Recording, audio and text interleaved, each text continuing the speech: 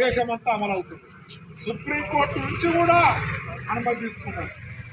మరి 3-4% ఉన్న వాళ్ళకే 10% రిజర్వేషన్లు ఇచ్చినామని చెప్పినటువంటి మీ ప్రభుత్వం, బీజేపీ ప్రభుత్వం 55% ఉన్నటువంటి బీసీలకు 42% ఇవ్వడానికి మీకు ఎందుకు చేతులు రావడం లేదని చెప్పి బీజేపీ నాయకులను మనం ప్రశ్నించాల్సినటువంటి అవసరం ఉంది. రాష్ట్రాన్ని పరిపాలిస్తున్నటువంటి కాంగ్రెస్ ప్రభుత్వం తను కామారెడ్డిలో ఇచ్చినటువంటి డిక్లరేషన్ ప్రకారంగా జనగణన చేసింది, అసెంబ్లీలో చర్చించింది. బీసీలకు 42% రిజర్వేషన్ ఇస్తామని చెప్పి అసెంబ్లీలో తీర్మానం చేసింది.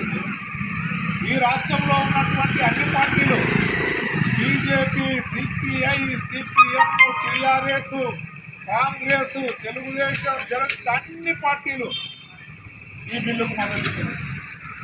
సామాజిక సంఘాలు, బీసీ సంఘాలు కూడా ఈ బిల్లుకు మేము సపోర్ట్ చేస్తున్నామని ప్రకటన చేసినాయి, వాళ్ళు మద్దతు ఇచ్చింది. అసెంబ్లీ తీర్మానం అయింది, రాష్ట్ర గవర్నర్ దగ్గరికి వెళ్ళింది ఆమోదముద్ర కోసం. ఆమోదముద్ర కోసం రాష్ట్ర గవర్నర్ దగ్గరికి వెళితే 6 నెలలైనా కూడా కనీసం ఆ రాష్ట్ర గవర్నర్ పేపర్ చూసిందో లేదో, కనీసం చదివిందో లేదో, దీన్ని బట్టి చూస్తే బీసీల పట్ల కేంద్ర బీజేపీ వైఖరి ఎంత దుర్మార్గంగా ఉందో దీన్ని బట్టి మనకు అర్థమవుతుంది. ఆ ఆర్డినెన్స్ మళ్ళీ రాష్ట్రపతికి పంపిళ్ళు, రాష్ట్రపతి దగ్గర పెండింగే ఉంది. కేంద్ర ప్రభుత్వానికి పంపిళ్ళు, అక్కడ పెండింగే ఉంది. చివరికి మళ్ళీ అసెంబ్లీ జీవో నంబర్ 9 తీసుకొచ్చింది. జీవో నంబర్ 9 తీసుకొస్తే ఆ 9 కూడా అమలు కాకుండా చేసినటువంటి పని ఈరోజు బీజేపీ చేస్తుంది. ఈరోజు అడుగుతున్నాం మనం, రాజ్యాంగంలో ఈరోజు బీజేపీ నాయకులు చెప్తున్నది ఏంటి? ఈ 42% రిజర్వేషన్లో ముస్లింలకు కూడా రిజర్వేషన్లు కల్పించిండు, అందులో నుంచి 10% తీసేస్తే మేము రిజర్వేషన్లు ఆమోదిస్తామని అంటాను. మరి ఏ ముస్లింలు ఉన్నారల్లో బీజేపీ నాయకులు చెప్పగలుగుతారా? దొడ్డిదారిన రిజర్వేషన్లు బీసీలకు అమలు జరుపుతున్నారని చెప్పి ప్రచారం చేస్తున్నటువంటి బీజేపీ ఏ ముస్లింలకు అమలు జరుపుతుందో బీజేపీ నాయకులు చెప్పాలని చెప్పి సందర్భంగా వాళ్ళని డిమాండ్ చేయడం జరుగుతుంది. ఏ ఫకీర్లు అట్టనే ఆ రోడ్ల పూట పేపర్లు ఏర్పడి అమ్మేటోళ్ళు వీళ్ళంతా చట్ట ప్రకారంగా బీసీలో ఉన్నారు కదా.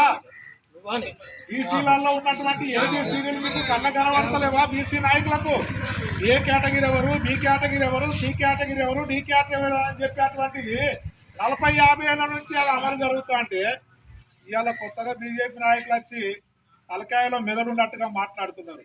ఇది తెలియదా? పోనీ అదే నిజమైతే మరి మీరు బీహార్లో ఎట్లా అమలు జరుపుతున్నారు, గుజరాత్లో ఎట్లా అమలు జరుపుతున్నారు, మహారాష్ట్రలో ఎట్లా అమలు జరుపుతున్నారు?